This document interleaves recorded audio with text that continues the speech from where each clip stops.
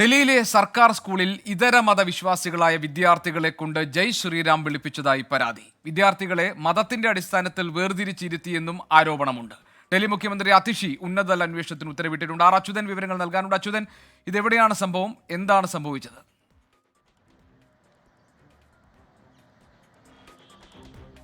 ഗോപികൃഷ്ണൻ, ഡൽഹിയിലെ സർക്കാരിന്റെ കീഴിലുള്ള നവോദയ ബാലവിദ്യാലയത്തിലാണ് ഇത്തരത്തിൽ മതത്തിന്റെയും ജാതിയുടെയും പേരിൽ അധ്യാപകർ വിവേചനം കാണിച്ചതായുള്ള പരാതി ഇപ്പോൾ ഉയരുന്നത്. മാത്രമല്ല, ഇതര മതവിശ്വാസികളായ വിദ്യാർത്ഥികളെ കൊണ്ട് ജയ് ശ്രീറാം വിളികൾ വിളിപ്പിച്ചതായുള്ള പരാതിയുമുണ്ട്. എന്തായാലും ഇതിലിപ്പോൾ ഡൽഹി സർക്കാർ ഇടപെട്ടിരിക്കുകയാണ്.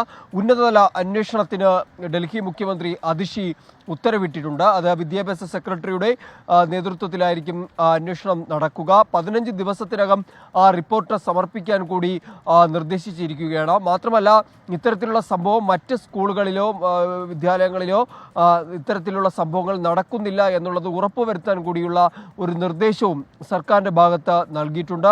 നന്ദനഗരിയിലെ സ്കൂളിലാണ് ഇപ്പോൾ ഇത്തരമൊരു സംഭവം ഉണ്ടായിരിക്കുന്നത്. ഈ വിദ്യാർത്ഥികളെ ജാതിയുടെ മതത്തിൻ്റെ അടിസ്ഥാനത്തിൽ വേർതിരിച്ചിരുത്തി എന്നുള്ള ഒരു പരാതിയുമുണ്ട്. ഒരു അഭിഭാഷകനായിട്ടുള്ള ഒരു വ്യക്തിയാണ് ഇത് സർക്കാരിൻ്റെ ശ്രദ്ധയിൽ പെടുത്തുന്നത്. അതിലിപ്പോൾ അടിയന്തരമായിട്ടൊരു ഇടപെടൽ സർക്കാരിൻ്റെ ഭാഗത്തു നിന്നുണ്ടായിരിക്കുകയാണ്. ഗോപികൃഷ്ണൻ. ശരി, ആർ അച്യുതനാണ് വിവരങ്ങൾ നൽകിയത് ഡൽഹിയിൽ. നമുക്കൊരു ചെറിയ ഇടവേള കൂടി എടുക്കണം. ഇടവേളയ്ക്ക് ശേഷം ഇന്നത്തെ മറ്റു പ്രധാനപ്പെട്ട വാർത്തകൾ കൂടി പരിശോധിക്കാം. വളരെ